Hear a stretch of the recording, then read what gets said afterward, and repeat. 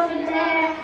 Double खाना बनाना पड़ता है। अभी मेरा नहीं हुआ, मेरी नजर पर कुछ बचे सारा बना बनाया सारा खर्च जाता है।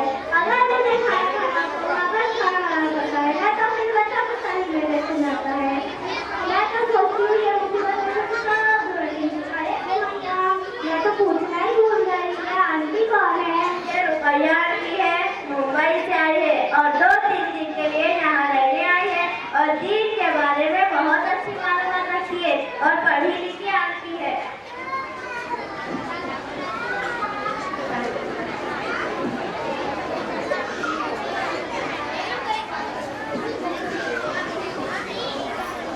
अरे रुपैया अभी तुम इन दोनों के साथ ही बैठी हो? हाँ आइए सासू माँ बैठिए। माफ करना आंटी, हमने ध्यान नहीं दिया। कोई बात नहीं, सुबह से करते हुए हर एक बार देख रही हूँ हमारी जुबानों पर दूसरों की शिकायत दूसरों की बात बहुत ज्यादा हो गई है। जुबानों की गुनाह कसरत से कर रहे हैं अल्लाह ने माफ फरमाए। और हम औरतों की बहुत बुरी आदत हो गई है, जहाँ 2-4 जगह हो गई वहाँ दूसरों की तस्वीरा चुगली हमारे तबीयत का हिस्सा बन गई है। महज वक्त गुजारी के लिए हम गिबत करना शुरू कर देते हैं और उसके नुकसान का जरा भी अंदाजा नहीं। सुबह महजूर की आका उनकी पड़ोसन की बातों पर मैंने गौर किया और अब तुम दोनों की बातों पर गौर कर रही हूँ। ये सारी गुफ्तगू गिबत है।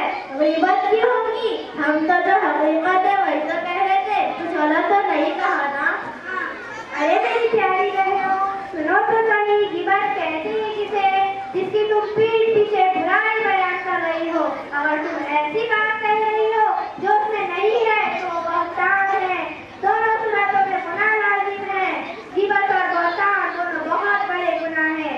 गिबत के बारे में कुरान मजीद में कहा गया है अऊज़ु बिल्लाहि मिनश शैतानिर रजीम बिस्मिल्लाहिर रहमानिर रहीम वला यक़बालुकुम बाज़ा अय्युहब्बुकुम अहदकुम अय्याकुल्ला लहमा फी फ़क़रिहतुकुम फ़तक़ुल्लाहु। और क्या तुम्हें अपने मुर्दार भाई का गोश्त खाना पसंद है? तुम्हें इससे घिन नहीं आएगी? अल्लाह से डरो।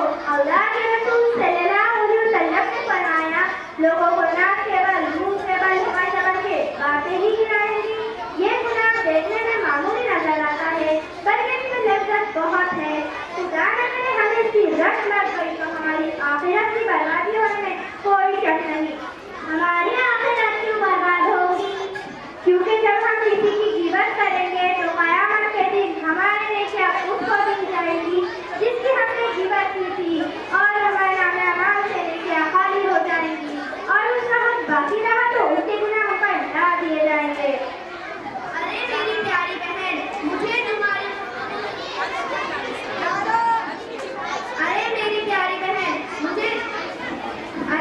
प्यारी बहन मुझे तुम्हारी गुफ्तगू सुनकर एहसास हुआ कि मैं इतने बड़े गुनाह से मुतालिया थी और इतने बड़े गुनाह को जुबान का छुटकारा वक्त गुजारी टाइम पास का जरिया समझती थी। मैं वादा करती हूँ आइंदा से कभी भी किसी के पीठ पीछे बुराई नहीं करूँगी और जुबान के सारे गुनाह छोड़ दूँगी इंशाअल्लाह। रुपैया आंटी, अल्लाह आपको सजा खाए दे। आपने हमारे आंखों पर लगी पट्टी खोल दी। हमें तो मालूम ही नहीं था कि ये भी एक गुनाह है। मैं वादा करती हूँ आइंदा से किसी की पीठ पीछे बुराई नहीं बोलूंगी। मुझे एहसास हुआ।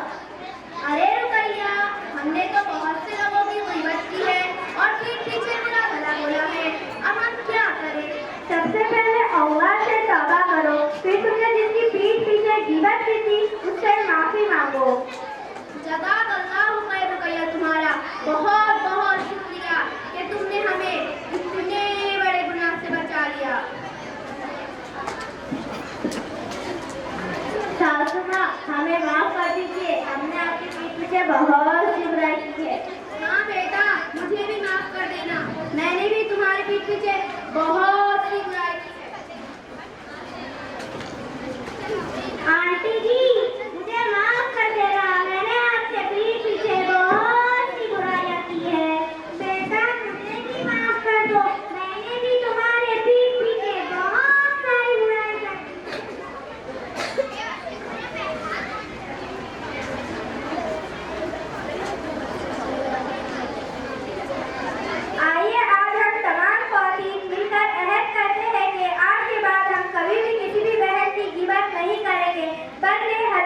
अमल करेंगे इंशाअल्लाह।